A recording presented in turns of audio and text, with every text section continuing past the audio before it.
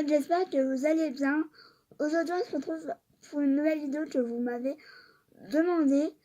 C'est-à-dire une vidéo où je reteste des anciens produits. Alors, il y a des choses que je n'ai pas ou que avant je ne mettais pas. Donc, du coup, je vais, comme ma base de make-up, j'utilise la Too Faced tout simplement parce qu'avant, je n'utilisais pas de base. Et du coup, voilà, c'est que récemment, comme c'est comme un peu la base à paupières, pareil, parce que j'en mettais pas avant. Ou alors j'avais la Urban Decay, mais je l'ai plus depuis au moins 1 ou 2 ans, c'est même pas plus, parce que c'est au début où je me maquillais. Donc j'espère que ça va bien se passer. Et aussi au niveau du fond de teint, je vais retester le Wet n Wild, parce que voilà, j'ai eu que ma première impression et je me suis pas maquillée depuis parce que j'étais malade et je suis encore un peu, donc si je tousse, sorry. Mais de toute façon, ça sera plus en musique que en papotage. Du coup, ça me permettra de moins tousser, je pense. Donc c'est parti. Je vous avoue que j'ai un peu peur parce qu'il y a des produits que j'ai pas testés depuis des siècles. Donc c'est parti. Je mets mon fond de teint, il faut que je mette ma base, donc je mets celle de Too Faced. Comme d'habitude, je la finis. Malheureusement, donc il va falloir que je l'arrache parce que là, si ça se voit, je touche le fond. Donc je mets mon fond de teint au Wet n Wild parce que c'est ce que j'ai envie de mettre aujourd'hui et que j'ai pas de vrai vieux fond de teint. Je le mets, quoi, normal, j'ai envie de dire. Je vais déjà mettre ça là.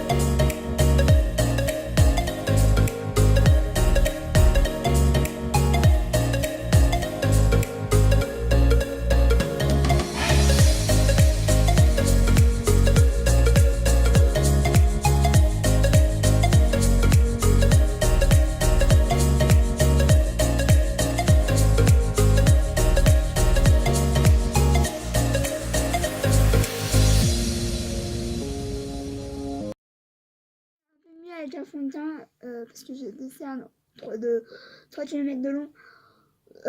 Honnêtement, là ça s'est passé beaucoup mieux pour tout ce qui est pour le fond de teint. Je l'aime beaucoup. Il me fait assez penser au Essence celui-là. Après, c'est vrai que là, au niveau là, ça me fait de toute façon dans tous les fonds de teint, ça me fait des espèces de je sais pas quoi en fait. Des espèces de croûtes de je sais pas quoi.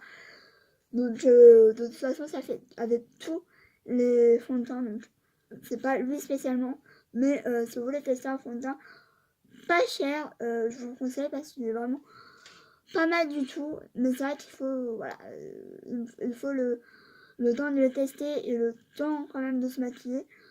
Je pense que la dernière fois l'éponge n'était pas assez mouillée et du coup je pense que c'était pour ça, je ne sais pas, ou alors ma peau était peut-être pas assez hydratée aussi. Ça compte aussi, donc voilà pour le fond de teint. On va... Niveau anti-cerne, donc c'est le camouflage de chez Essence, comme ça. Comme ça, tout simplement. Moi, j'ai atteint 10, je sais même pas si sont encore commercialisés, parce que ça fait un moment que je l'ai. J'avais, ouais. Souvent, Essence, c'est des collections un peu limitées.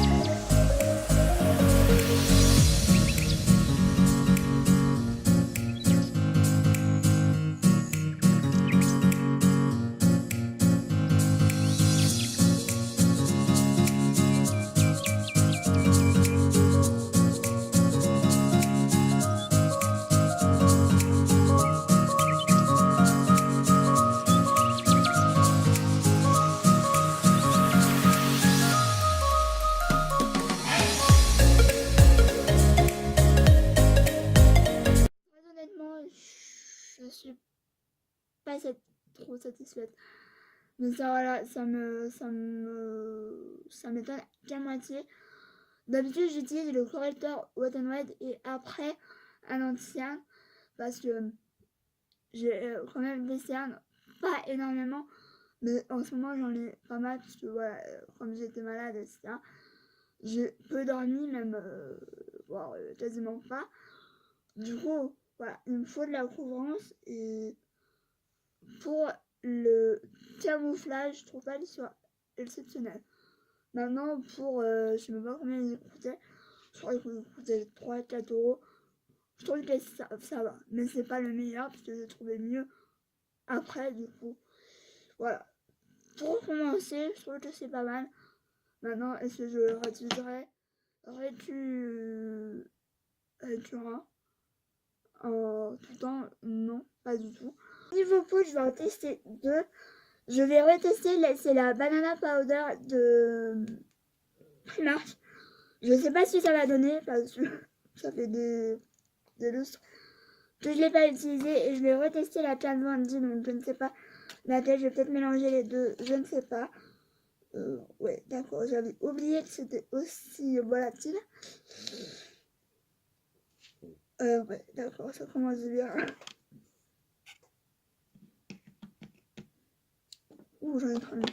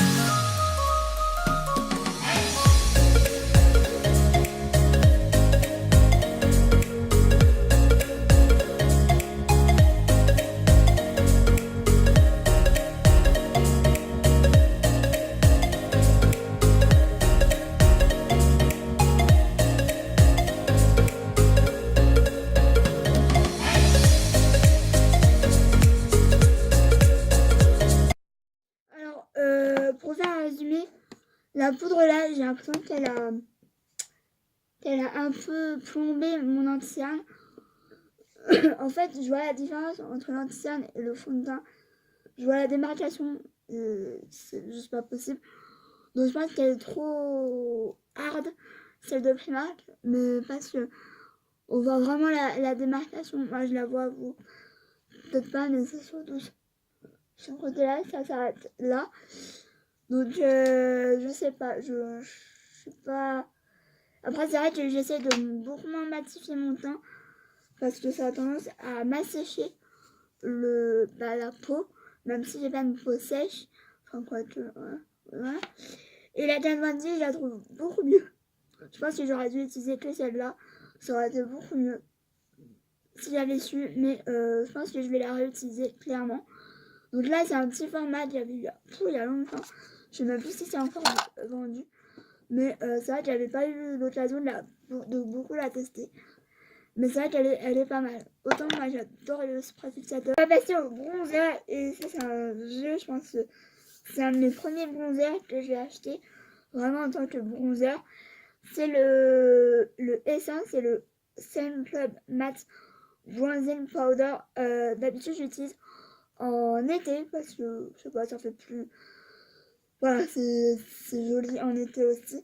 Donc c'est un méga bronzer, hein, voilà. Il sent le gâteau, c'est un truc de ouf.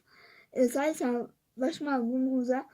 Je pense pas qu'il puisse être encore dispo parce que ça fait, je dirais, au moins 1 an et demi, voire 2 ans que je l'ai. Ça sent tellement bon. Donc moi j'ai la teinte 01 naturelle, mais ça, la 02 elle aurait peut-être été un peu mieux.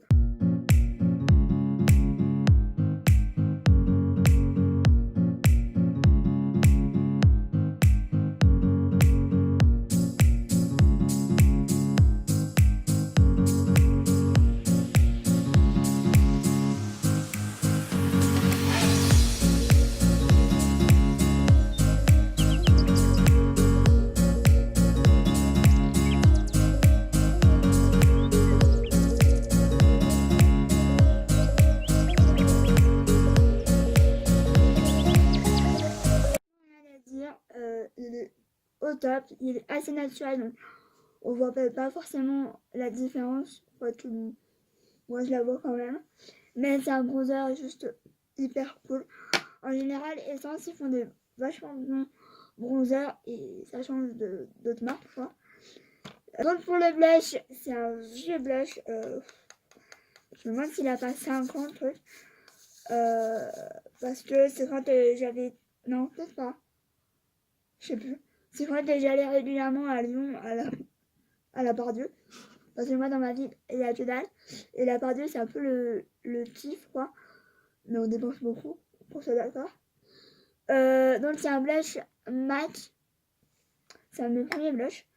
C'est le Melba, si je dis pas de bêtises. Ouais, c'est le Melba. C'est plus trop mes teintes du moment, mais bon. Je l'ai joué le jeu. C'est vrai qu'il est assez canon pour un rose.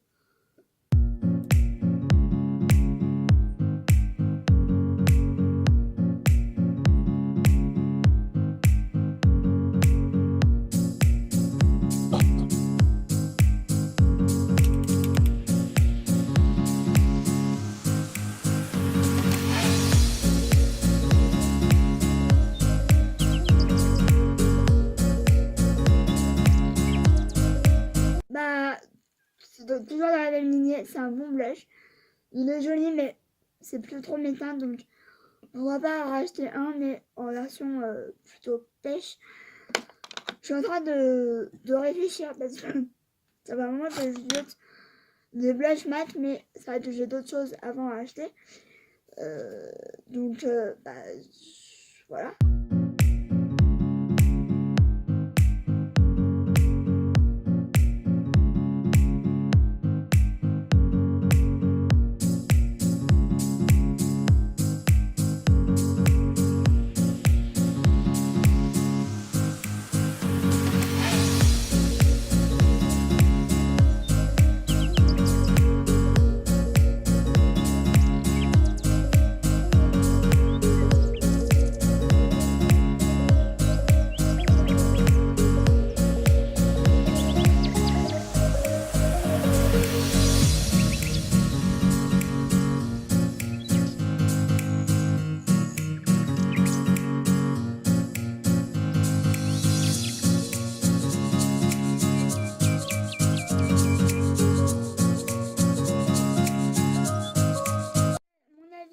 que déjà, cet highlighter, il est joli, il est bien pimenté, mais j'ai l'impression qu'il me fait un effet un peu gris. Je sais pas ce que vous allez en penser, mais déjà, il est très poudreux. Après, je le trouve pas moche, mais je pense que je vais donner à ma soeur, ou je sais pas en fait. Parce qu'il ira peut-être plus à une peau foncée. Je ne sais pas, mais j'aime bien la pigmentation et j'aime bien le côté lumineux, mais je pense que c'est la teinte qui ne me correspond pas trop. Et ouais, il y a quand même pas mal de paillettes. J'ai dû les tomber parce que sinon, voilà, j'allais ressembler à une boule à facettes. Mais si vous voulez tester des blushs, ils sont toujours dispo sur le site Makeup Revolution. Là, c'est la gamme I Love Makeup. Mais voilà, ils sont toujours dispo, je pense. Et il y a beaucoup plus de femmes que quand je l'avais fait à paupières, qui est la Wet n Wild, comme je vous l'ai dit. Je vais utiliser, alors je vais essayer d'utiliser 2 palettes. Je dis pas que je vais les utiliser à fond, parce que honnêtement, je n'ai pas envie de faire un truc dans la folie. Quoique, avec moi, ça peut vraiment partir en sucette. Donc, je vais reprendre la palette. C'est la marque The Balm. C'est la Nude volume 2. Ça, je l'avais acheté à l'époque où ça se vendait, où il y avait un espèce de stand chez Monoprix, mais c'est plus le cas, donc voilà. Donc voilà. Après, c'est vrai, c'est pas une palette que j'ai beaucoup utilisée parce que j'avais d'autres palettes et que voilà, je ne voyais pas trop l'utilité. Et une autre palette qui est vraiment encore plus vieille, je pense que celle-là, je sais plus c'était laquelle, mais c'était la gamme avec Paris, je crois. Et c'est bonhomme comme ça, donc je pense que je vais peut-être plus utiliser celle-là, la Too Faced, parce qu'il y a du mat. Il y a quand même, je sais pas. Je pense que je vais essayer de faire un combo des deux. Une couleur chère pour matifier ma base à paupières, comme je fais à chaque fois. C'est pas une couleur, voilà. C'est le Vintage Lace. Je vais pas vous montrer parce que il est bien lisse, donc je n'ai pas envie de le renlever. Et voilà quoi. Mais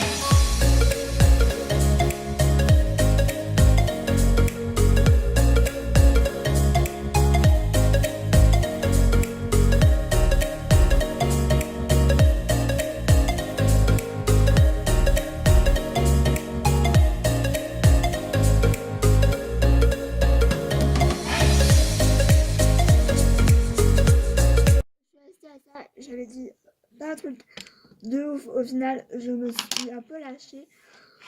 Honnêtement, est-ce que je vais réutiliser cette palette? Je pense. Après, c'est vrai que c'est une grande palette. Du coup, j'y pense pas souvent. Donc, je vous résume, pour le lifter la paupière, j'ai pris ce fard-là. Ensuite, le creux, j'ai pris celui-là. Mais c'est vrai qu'il n'était pas assez pigmenté. Du coup, j'ai utilisé la même couleur dans la palette de The Ball. Ensuite, j'ai essayé de mettre ça sur la mini paupière mobile que j'ai. Et après, j'ai mis celui-là de fard à paupières lumineux. Et après, j'ai mis celui-là qui est plus des paillettes. Du coup, ça se voit pas énormément. Mais ça, cette palette, elle est assez complète. Mais ouais, je pense pas forcément à l'utiliser. Pour mascara, je vais mettre le mascara volume déployé de Yves Rocher. Il y a longtemps que je l'ai acheté. Je sais plus trop pourquoi je l'ai acheté d'ailleurs. Parce que à la base, c'est pas du tout mon style de brosse, bien au contraire. Mais je sais pas, ça se trouve c'était une youtubeuse qui disait qu'il était bien, etc. Donc je l'ai acheté, mais voilà, je suis assez compliquée moi dans les mascaras parce que bah, j'ai des styles un peu de merde. Malgré qu'ils soient longs, c'est un peu de la merde, quoi. C'est clairement ça. Donc,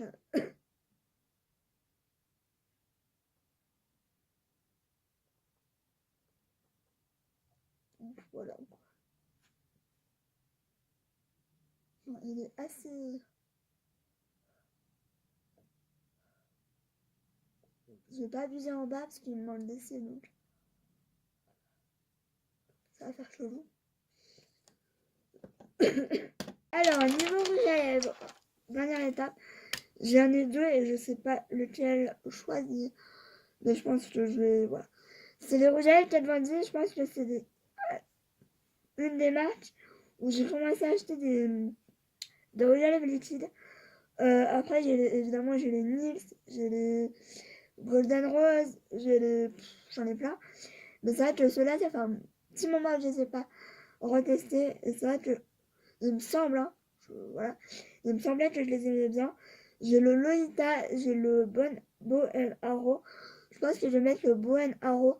Je pense que ça fera beaucoup mieux. Et je le fais tomber. Je suis maladroite. Vous le savez maintenant, je pense. Parce qu'en fait, je pensais mettre le Lolita, mais il est assez foncé. Donc, je vais mettre le Bow Arrow, ça sera beaucoup mieux. Beaucoup plus soft, on va dire. Et c'est vrai que le Bow Arrow, c'est une des couleurs les plus jolies chez Kat Von D.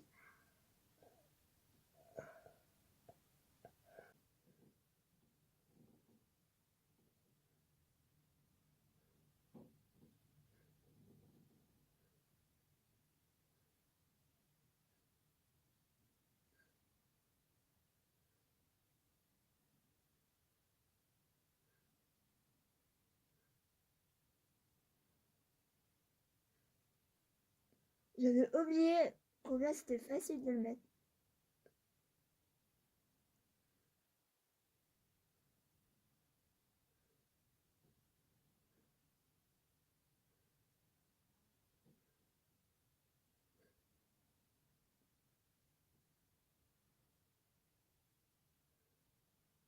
Bon, c'est facile, mais ça veut pas dire que je dépasse pas. Hein.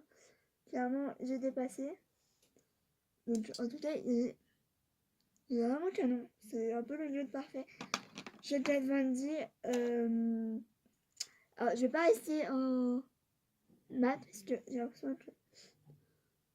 Voilà, je pense que j'ai acheté ces rouges à lèvres Kat Von D. J'avais pas les lèvres aussi. J'avais tendance à être sèche. Là, je trouve qu'elles sous le son un peu. Du coup, je pense que je vais mettre un gloss. Et un des seuls gloss que j'aime bien et que je peux mettre, c'est le Marc Jacob, le mini là, comme ça. Euh, que malheureusement, apparemment, on peut pas trouver en magasin, on adore.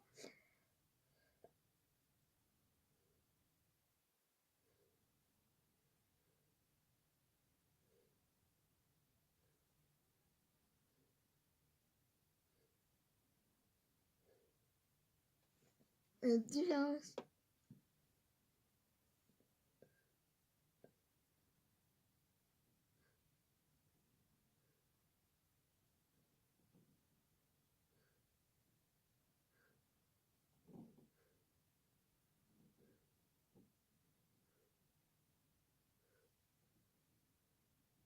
Ça fait plus, je sais pas. J'aime bien. Ils sont moins collés les Matter comme ça. Voilà, c'est un tout mini. Je suis quasi à la fin, je suis un peu dégoûtée, donc j'essaie de pas trop l'utiliser. Mais j'aime plutôt bien.